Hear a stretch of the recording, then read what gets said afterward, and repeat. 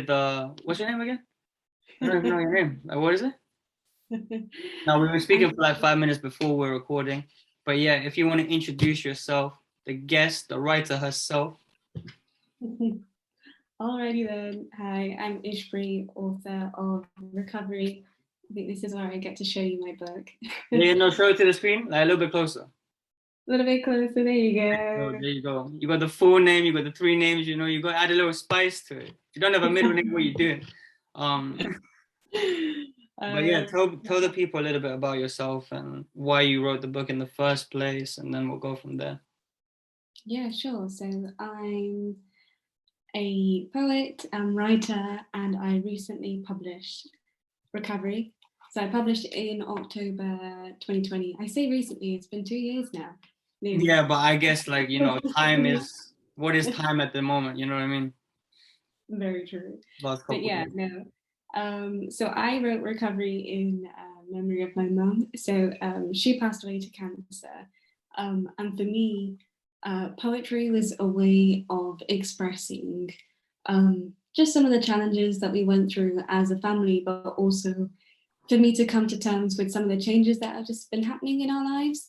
And for me, having that creative outlet, that creative expression allowed me to like digest what was happening, really put pen to paper of, okay, this is happening, this is the change, this is the outcome. Now, how do I kind of get on with things and how do I move forward? And poetry was definitely the only thing that kind of stuck throughout everything that was changing. Why do you think that is, man? Why do you think poetry is a thing that sticks? Because it's obviously stuck to me as well. I've been telling you a little bit about my little page, right? But why do you think it's poetry and not just like normal journaling that people talk about? I think, in your opinion, I think poetic expression is something that's actually very difficult to write, because you can have a poem that's like 4 lines, but it can tell you such a big and in-depth story. Like, you don't have to write a lot to still convey the message that you want it to. Poetry is also so subjective. So many people can take different things from it, things that you didn't even see. It's word choice. It's, you know, how you layer your sentences, layer your words. Everything is like a meaning and a meaning and a meaning. And I think if you're a deep thinker, which I think you are, like me, you'll understand that the way in which words are married together can have such different interpretations to when you're just writing something very simply, like in a journal. Like, I still have my notebook where I just write stuff in. Yeah.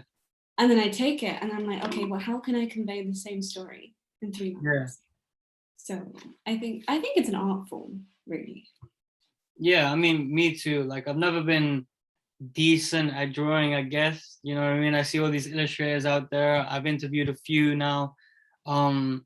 But it's nice that you have the English language to lean on to kind of mesh your points together in a way that's kind of, it's elegant, isn't it? It's like, I was telling you that I was watching Bridgerton, right? And like, me writing poetry kind of makes me feel like I'm in that scene, you know?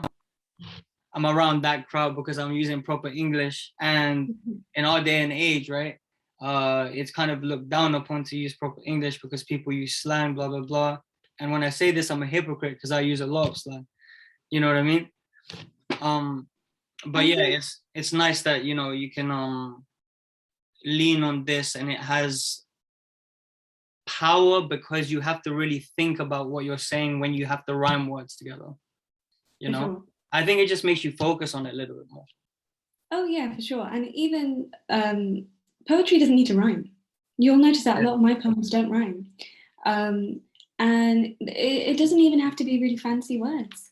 I think the intention behind what you write needs to be meaningful, because that's how you'll really convey exactly the story you want to illustrate with your words. Yeah. It does make you get into that real deep thought about, okay, word choice is so important. How can I choose the right words and make sure that, you know, the intention behind what I'm trying to say really shines through. But yeah, I mean, I think sometimes we put pressure on ourselves to be a certain way, to act a certain way because of what we present, and how we choose to convey our creative expression. But I mean, really, I don't see it as an oxymoron. You using slang and then writing quite eloquently. I think it works. Yeah, I mean, I love the oxymorons, right? Anyways, right? Like my whole, like I'm doing this clothing brand. CJ can edit this in. It's called Equilibrium, right? And it's literally just a friend's logo, but with Equilibrium on it. That's the start. Don't worry, there's more coming. Okay. But essentially, that's kind of my, WhatsApp statuses, Instagram bios, Twitter bios. It's like finding my equilibrium is my goal in life, right? Because I've realized that there's always going to be a binary option. You know what I mean? There's always going to be like one or the other. You're going to have to pick a road, and if you pick the right collection of roads, then you're going to get to a place where you're going to be pretty happy. Um, but yeah, I kind of wanted to delve into the fact that your first book as a poet, and you probably get a lot of satisfaction from writing your poetry based on how you're speaking about it. How do you feel that it is on a topic that is kind of, I know it's obviously a healing process for you and there's more to it than that, but it's kind of somber, right? Like you're talking about grief, talking about pain, and you use that pain to create it. But how does that impact your decision to put it out in the first place? Because that must have stopped you from putting it out because it was so close to your heart. So. Oh, for sure. It's a very difficult book even to look at today, just because of the heaviness of some of the words that I used. Like, it's not a really cute romantic poetry book that I because that's how it looks. I could write, but I mean it's just a kind of, I it is difficult. It's difficult talking about recovery, and I'm getting better at that. But it's also, I think it helps with my own journey of just understanding how far I've come. Like, 2018 was nearly 3.5, 4 years ago. And it's each year I get a little bit better at understanding why I felt a certain way at that time, and I get a little better at processing if some of those memories or if some of those emotions come back. And it's part of the healing process, and that's why I still continue to write, because it helps me understand, why am I feeling like this, or what has triggered me to feel like this, and what can I do to make me feel a little bit better. And so that one consistency has been writing. I know if I write how I'm feeling and I leave it, in a few days, I'll come back to it. I'll be like, oh, okay. So that wasn't a good day, but I register that now. Like, oh, okay, I know now. If I'm feeling like this, that means we need to do something to address it. And then we work through it. And like, it's kind of like me checking in on me. Like it's kind of like my tying loose ends, basically. Yeah. Because that's the way I describe it too. It's like, I might have been feeling a range of emotions that is peculiar on a certain day because of a new person that I met, because of circumstances with jobs, because of, I don't know, a parking ticket, which I seem to always get, you know what I mean? Yes, I've had a fair share of those. Exactly. So you're gonna draw from these experiences and you're gonna write it down, and then you can't really sit on it in that moment because there will be inevitably another moment that's gonna also put you off balance. Yeah. And I guess that's why people in general who are poets use poetry to steady themselves. And maybe that's why I use it. I didn't think about that, but yeah, maybe. It's my equilibrium. Yeah, but exactly. Like, it's difficult to be balanced, man. Like, we can't always use logic all the time. And I think if we lived in a rational society, we wouldn't have half the things that were going on in the world. But I mean, we are also human, and we hurt and we feel, and we all express in different ways. Some people express positively, others don't. It's how you react to certain situations that kind of make up not only your character, but also your takeaway from when these instances or challenges come to your life. So, you know, I didn't have to publish Recovery. I didn't have to share it with anyone. But I chose to because I know that there are many people within the Asian community as well that have had very similar experiences to me. That speak about it. That don't speak about how they feel because they feel like they shouldn't speak about certain things. For example, we shouldn't speak about grief and we shouldn't go for counseling and we don't need to be a therapist because, you know, why would you talk to a stranger when you should just keep everything in-house? Like, you know, we shouldn't seek medical advice or have medication if we require so because it doesn't make sense. Whereas that's not the case. You know, I think we should always seek that professional guidance and expertise if that is something that your body and mind needs. And I just think it was quite scary of me to, for example, for me to even mention that I myself went for counseling and I put it in a book for everyone to read. And that was very scary for me because I'm just like, oh, what will people think? Vulnerability in it. It's just another layer of vulnerability on top of the fact that you're doing poetry for the first time, putting it out there and that struggle. So you just wanted to get everything at once, isn't it? Low key. You just I thought to myself, why make things easy? Let's just spill it all out. Yeah, no, I think when someone has been holding off on what they truly want to do for a long time, and they've been stopping themselves from doing X, Y, and Z because there's certain pain that's attached to the work, or they're just not feeling confident in themselves, or even you're just not ready yet. And I think sometimes you just have to fuck the perfect plan and just go into it. And that's exactly what I did. And you thought that's what you did, yeah? If I kept waiting, because even when I published, I wasn't ready. You're not until you do it, right? Yeah, and I didn't think I was ever going to be. I think I made the decision pretty quickly. Within 6 months, I had the book out and launched. Yeah. And I was just like, you know what? I'm just gonna do it. And yeah, just if it gets, you know, seen well, then great. If it doesn't, it doesn't. But then again, that's okay because I did it. Like I wrote something and I published something, and that in itself is an achievement. And if it's only me that reads it, it doesn't matter because that's something I wrote. And I think that's what I try to say to myself all the time. All right, cool. I obviously heard your podcast with Uncle Pre. That's the reason why I even know of your page to begin with. And then I was like looking a little bit deeper, and obviously I've read a couple pieces here and there, right? But I heard you say something on the podcast which just rung in my head really well. It's the fact that you kind of hate toxic positivity. Mm-hmm. Do you feel like your book goes against toxic positivity because of the fact that it's on grief and stuff like that, and it's kind of like it's a healthy way of expressing yourself while still being straight to the point?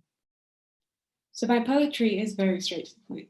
I'm quite blunt with my words. You'll notice that some of the posts on my page as well, some new poetry that isn't in recovery, it is very clear cut, and it's because I like to keep things black and white. I try not to romanticize certain events or what I'm trying to convey in the story that I'm trying to tell, simply because most of the time it's not like that. And it does obviously depend on the story that you're telling, but in this instance, in recovery especially, the story, it wasn't pretty pink. And that's why my writing, and maybe why it came across as quite harsh at times, quite blunt, quite painful at times is because that was the truth, and there were challenging times, challenging situations, and I guess that's why my words come across as such. It's not to say that I wasn't positive. I think there were obviously certain poems that are a little bit lighter, a little bit more positive, but a majority of the other poems aren't. So I just try to keep it a little bit real. Yeah, man, and that's kind of what we're all striving for with this new wave, I guess, right? Like we've seen the flowery stuff, right? It looks pretty. We've seen the rupee cores of the world. We've seen like even Vex King to a certain extent, and I love the guy, right? But like sometimes his stuff is too flowery for me, and I need a reality check. So I go to one of these like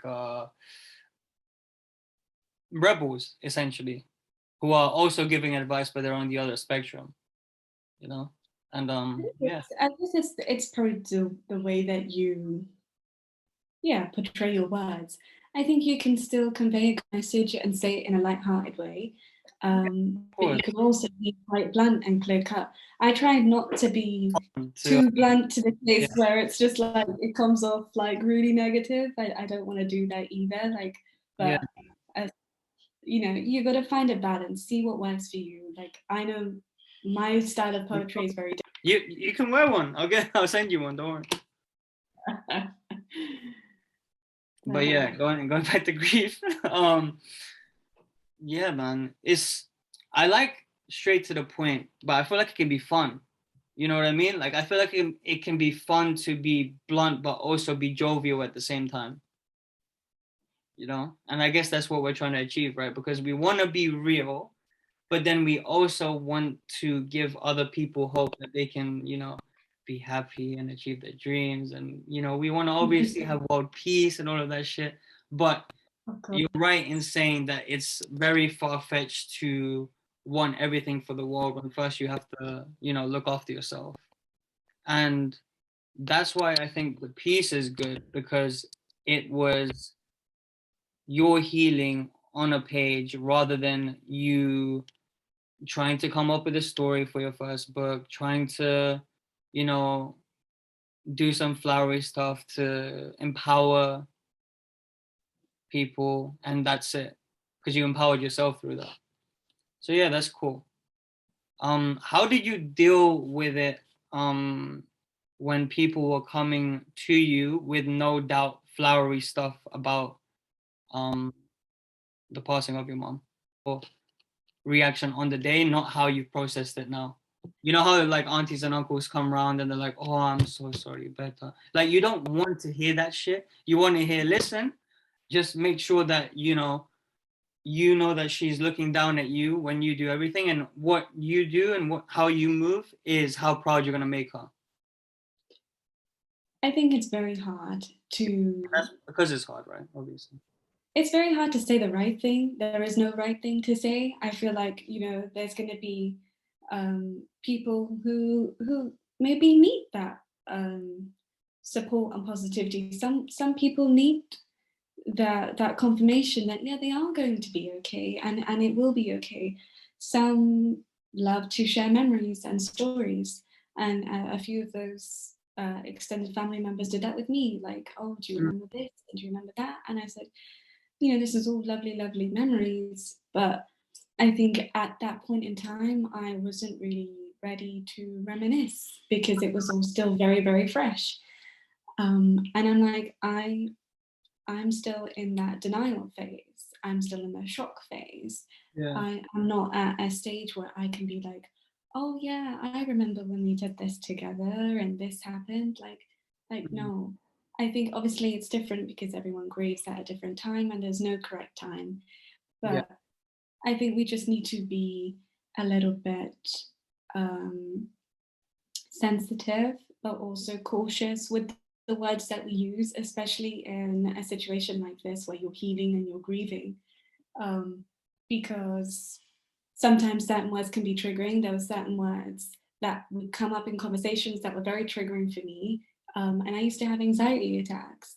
And I'd have to go away from the crowd, from people, and I would run upstairs and I would hide and I would literally do breathing exercises because it was getting very overwhelming.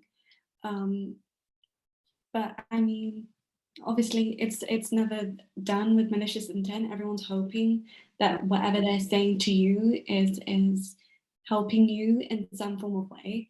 I think we just have to be mindful of how we approach situations like this. There is never a right way, but you can only just say things with good intentions, and just, you know, hope it reaches the hearts that it needs to. Yeah, man. I mean, something stuck out there, which is like, it reminded me kind of how some guys just feel like they need to offer advice and offer a solution rather than Mm. just be there and shut the fuck up and sit there in comfort. Do you know what I mean? Yeah. Like it reminds Sometimes with that as well. like sometimes you just want someone to just be there alone with you in a room. They could be on their phone and they could just be sitting there and you But guys it's just be in them being there. this energy. And yeah, that's it, you know? Yeah, Um, sometimes we do need that. But then again, I think obviously everyone grieves differently. I don't know if it's maybe, obviously Indian culture is very different, where everyone comes to the house and it's usually very, very big gatherings. yeah. Everyone's kind of in your face, and you know, there's lots of voices, there's lots of um, crowds.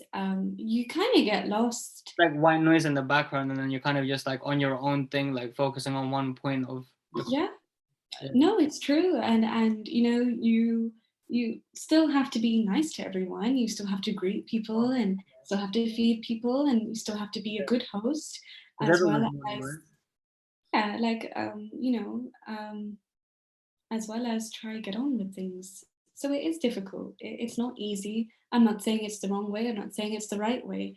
It might be what other people need. It just wasn't what I needed. right? Um, but I mean, yeah. Yeah, man. I mean, I can't lie. I do like going into like a little turtle shell sometimes. You know what I mean? And just like just sitting with me for a bit so that I can like look at myself in the mirror and say, okay, this is my next move because there's a beautiful quote where it's like if you can't see the destination and you can see your next step, just take the next step, Yeah. you know? No, Um, I like tell the people about you, man. You know what I mean? Like this is a little bit intense right now. Like it. obviously it's a beautiful chapter that you've already written in your life. But Yeah. what's next for you? What do you want to do? Who are you? Like tell the people. Who am I? You know, that's a hard question, you know, because sometimes I struggle to answer that. Yeah, But no, I am working on the second book. It's going to be lighter, going yeah, to be a little bit more about me this time. It's going to be yeah. about how I've grown. It might even be a little bit flowery. Mm. Uh, but yeah, I mean, we'll see how it goes. I wrote the first 100 pages, realized I didn't like it, and now I'm starting again. No, So, I've done that too many times to be honest. I'm trying to write this book which is like a survival guide thing. So okay. it's like a project that I'm gonna try and do over the next 5 years or so. So yeah, man, I'm looking forward to buying your book after this. I'll obviously message you when I do. Um, but yeah, more about you and your journey. So like, what have you done in the last couple years? Because you had COVID, right? You graduated, I saw. You published the book. Like, apart from the book, So tell me about everything else. yeah. I graduated in 2020. Yeah, then I published in October 2020, um, and the aim was to obviously have the next book out in 2022. But you know, that's not gone to plan. But it's okay. Yeah, Maybe 2023. it never Uh, goes to plan, anyways. exactly. If you have a plan, it never really goes to plan. Oh yeah, of Always some course. adjustment. So what I was just thinking is I'm just gonna write and see what comes of it. So I do this new thing now where I write something every single day. It doesn't have to be amazing. It doesn't have to be um, anything of real strong value. I just need to write something, whatever it is on my mind. And so I've been practicing that art of actually allocating time to write, because I think you can get quite sidetracked in just doing day-to-day things, life, work, that you forget to actually leave time for creative expression. And by the time I'm done with work and I've eaten and I've sorted out stuff at home, it's like 9 o'clock and I'm shattered. So, and we'll yeah. still allow ourselves 1 hour on our phone, but we won't talk about that. You know what I mean? Oh, yes, we won't mention that. We won't talk about those ones because I do that too much, you know. In fact, I wanted to bring up a point. A lot of your new stuff, you're very open about the fact that you need to listen to your own advice sometimes. Oh yeah, like I will write stuff and write quotes, and then I'll be like, me to me, are you listening? This is what you also need to follow. Like, oh yeah, I am in no way perfect, or in a situation where I can say, oh, you know what, I experienced this, I applied this theory and it worked, and now I'm great again. Like, no, that's not how it works. That's it. You know what I mean? I was like, oh, put it in the call one time and that's it. You don't have to put it ever again. That's not how it works. You know what I mean? yeah. Like, I think it's always easy giving advice and saying, oh, if you do this, it helps. Like, you know, if you try and allocate time for yourself, it might ease pressure of things. And yeah, this all makes sense theoretically, but it's how you apply it. And it's also, I try not to be too harsh on myself when things don't always go the way I want it to go. So like, that's why I give advice to myself publicly. And it's the same thing for me as well. You know, it's kind of like notes to self that I'm really bad at taking, that I literally go on my own page, scroll back and check if I'm doing the things that I said I was going to do. But I think, isn't that a good thing about having a public account, is that you're kind of held, it is. There's accountability. Yeah. Don't you feel like it's like a terminal though? Where it's like, okay, you have an archive there, but only if you're on Instagram can you access that archive. I guess so. Kind of brings you back to the app and do other things around your page. You know? The thing about Instagram that I've tried to change with my profile is that obviously, because you write poetry, it's not an image you can scroll through and double tap as quickly. I force you to slow down a little bit, read what I'm writing, maybe even read a caption, and then continue. And what I try to do with most of my poems that I post is I try and stop you and get you to think. And sometimes that's really hard, especially on social media when we're just thrown so much in our face, and where it's just like scroll, scroll, double tap. You literally got 3 seconds to catch someone's attention, and if you don't, you've missed out. And it's really hard to catch someone's attention with words that quickly if they're not literally in bold print, in bright yellow, hurting your eyes. And it's difficult, and that's why maybe poetry doesn't grow as quickly as it should do, but also it's not probably seen as attractive as just maybe someone doing TikToks, which is also me. No, exactly. Like I watch TikToks on occasion when I can be asked to go on the app because I'm already posting something, but that's as my TikTok goes, because again, I hate the fact that it just goes too quickly, and that's why you want to kind of stop people. But I kind of parked my poetry stuff because I was like, this is not growing quick enough for me. You know, I got impatient. I was like, let me just say it with my words. I was about to start spoken word, and then I stopped and I was like, let me just do this podcast stuff. You said you wanted to know why I started. That's basically why. It's like a stopping gate, and it's like a way to, you know, broaden my horizons, speak to different people, etc., etc. You know? But I think that's maybe that's the downfall. I think we expect that we're gonna just burst. That's what I'm saying. It is the downfall. Because I think that's, you know, how I felt when I initially started posting poetry. I was just like, oh, like everyone's gonna see it, and then it's gonna grow, and then I'm gonna be the next Bex King, and hey, like no, it doesn't work like that. You just have to stay consistent, keep writing, and like if you grow, you grow. That's great. I mean, I I'm still excited that I have like 1,000 followers. I'm just like, whoa, that's a lot of know how people. hard that is to build up.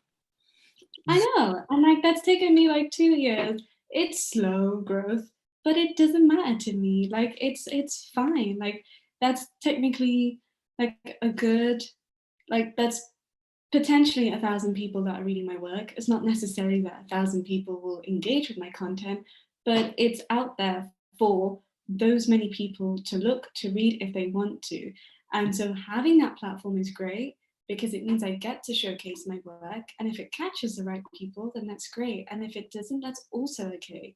And I think that's why I've kept my account public because, you know, You want to I've give got people nothing to lose in that straight away. sense. Yeah. No, a little bit. A little bit, yeah. Sorry, what you think? Shit. So I think I've been cutting off for like 10 minutes. All right, basically, yeah, you're giving people the opportunity to see it. And that's like a mindset switch that you probably had yourself, which was like, okay, instead of being like, okay, I need this to grow right now, because this is my passion. And if I follow Ikigai principles, then this says that it's going to lead me to happiness, blah, blah, blah. Instead of doing all of that shit, you're like, okay, I'm just going to take it step by step, day by day, allocate half an hour to writing, etc., etc. Yeah. And See yeah, right now. I kind of started a podcast with the same mentality, and now I realize through not only myself doing a podcast, but if you watch any of the other episodes, they're all gonna say the same thing. And guess what, guys? You're gonna hate this, but you know it's consistency and hard work. You know what I mean? That I am very wary of doing, and so I stop myself and I write quotes instead to help other people. And in reality, I should just be listening to my own quotes. But it's a journey. You get me? It's just a journey. It is a journey. That one day, you know what I mean? Um, I don't know. Do you have any other questions for me? Yeah, I'm excited to read about your survival guide. How's that going so far? It's long. I think I have 100 pages written at the moment. That's really good. There will probably be 25 pages by the end of the year because I'll cut so much out. But You're like me. yeah, but that's kind of what I want, right? Because I want to put out as much content as possible and then cut it down to only the best bits, which is obviously what I'm going to do with this podcast, which is what I'm going to do with the book I'm writing and everything else that I'm doing. Because I feel like I have a lot of thoughts and I like recording my thoughts. It's like an activity for me, you know? Yeah. Do you voice note your thoughts, by Huh? the way? Do you voice note your thoughts? Like, Yeah, do you use voice recordings? yeah, all the time. Too much. Mm. Too much. My I friends do get annoyed at the me. same sometimes. Huh? So I do the same sometimes. Like, you know, when you're just like walking around, even sometimes when I'm like in the shopping market and I'm just like, oh, you know what? I can't forget this thing that I'm thinking about. And if I can't type it out quick enough, I'll just voice note and then I'll come back to That's mainly what it is. It's because we can't type it out quick enough. it. Our thoughts are My racing. brain is too fast. Yeah. You know, it's like maybe my brain's too slow. Who knows? Who knows really? Um, I don't know that much about you necessarily. I know about your book. I know about your journey. I know about your mentality. But what do you do for fun? Like, give the people What is into your fun? life without giving too much because you've already, written this book. So, What do I do for fun? I don't know. I feel like I'm a boring 24-year-old. oh my God. I was running out of ammunition, That's what that question was. No, but for real, like, do you like to I go to fancy places? Do you like to go to? yeah, like Do you I like? like Are you fitting the stereotype of a writer? That's what we're trying to get to right now. what is the stereotype of the writer? Now I feel like I need to know. So stereotype. Let me tell you. Let me tell you what You tell me. like, you know, kind of, if I was looking at your page from an objective point of view, Okay. like, okay, this is an Indian girl who's trying to be like, I don't even know if you're Indian. That could be such an offense. Are you Indian? I'm Indian. Imagine the fucking travesties. All right, cool. So yeah, some Indian girl who's trying to be like Rupi Kaur. I'm gonna be blunt, yeah. Um, who probably goes to the theater every weekend and voice notes their sisters all the time about all of the great thoughts that they have for new society. You not get Okay. Well, you're like half correct. I okay. don't go to the theatre all the time, No although one. now I want to. The last time I've been to a theatre is probably like 4 years ago, Yeah, which now you've made me want to go to the theatre now. So I'm gonna go look up tickets after this. But yeah, I do voice note my sisters all the time because who else am I gonna annoy? If you yeah, don't annoy your family, then you're not doing it right. yeah, man. Like I feel like my confidence has been because of the way me and my siblings speak. You know, especially my brother, because we obviously grew up together, blah blah blah. Like we kind of started gaining confidence in school around the same time Mm-hmm. because we just started opening up to each other a little bit more. You know, That's when you have that little hub, it's easier to just go out there. Oh, for sure. I think if you have someone to confide in, if you can share the small things, even with your own immediate family, it makes you feel a little bit better of sharing things with other people. And then, your confidence Like, will naturally build. and in this day and age, you kind of have to practice to actually speak to people physically Oh, because yeah, how I the tribe. sure. And Yeah, when build a tribe. 30 people, especially nowadays, because we're kind of self-sufficient in our own little communities, like 3-4 people is cool. But Yeah. I do think I get a lot of my creative expression after interacting with people. I feel like I bounce off other people's ideas, some of the things that they say, all the discussions that we have. Like I feel more in a creative spirit after talking with someone. yeah, And it doesn't have to be like really intellectual conversation or anything really significant. It's just, it's that energy. I really do feed off people's energy. Um, and I think, that's what helps put me into the creative zone. I don't know. mm. What about you? Yeah, I mean, I would class myself as an extrovert for the same reason, you know. The thing is though, yeah, like I'll get my most creative thoughts when I've been on a bender for like 3 days because I'll be like, I've had no time for thoughts that I need to dedicate my time to thoughts now. It's Yeah, yeah. you just snap back to reality and I'm like, okay, cool, I need to journal about my adventures because this could be part of my book.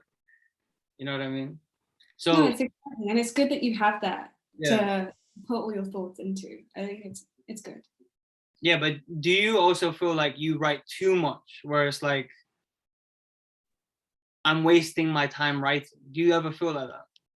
Sometimes I feel like I write the same things, so I have to sometimes take a step back and be like, oh no, you're kind of conveying the same message over and over again. Yeah. So how do we change that narrative? How can we start exploring new things? And Yeah. I think that's what's been the roadblock with me in this second book is that I've really struggled to actually write about me. Yeah. So ironically, I've never written a poem about me Fuck because you, bro. I don't know how to, Yeah. because I can't look at myself objectively. So the way in which I write about myself will be obviously completely different to how someone else will write about me, because there's always a level of judgment that we inflict upon ourselves. Mm, We are our harshest critics. yeah. So that's why I'm struggling so much with the second book, because I'm also an overthinker. Yeah. I think one thing that's helped me with kind of talking to myself through poetry is Mm-hmm. acting as if I'm talking to my best friend, but with the advice that I would give myself. So it would be insanely harsh. Like me and my friends are, you know, we try our hardest to not be yes men, and that's like a conscious thought that we will have. So yeah, we kind of bash on each other like really harshly, and I kind of take that upon myself when I'm writing to myself, which means that stuff that I say on this podcast will sound preachy as fuck. I'm talking to myself mainly before anyone else. So yeah, don't get triggered too much. At the same time, the things that trigger you the most are the ones that are going to stick with you and may evoke a change in you. And that's why I feel like I'm going to buy her book, and you can do whatever the fuck you want because it's not my money. But yeah, um, I I appreciate you. enjoyed this talk about your book and everything. I wanted to ask if there was someone like me or you who wanted to start a poetry page, wanted to get out there, what would your advice be?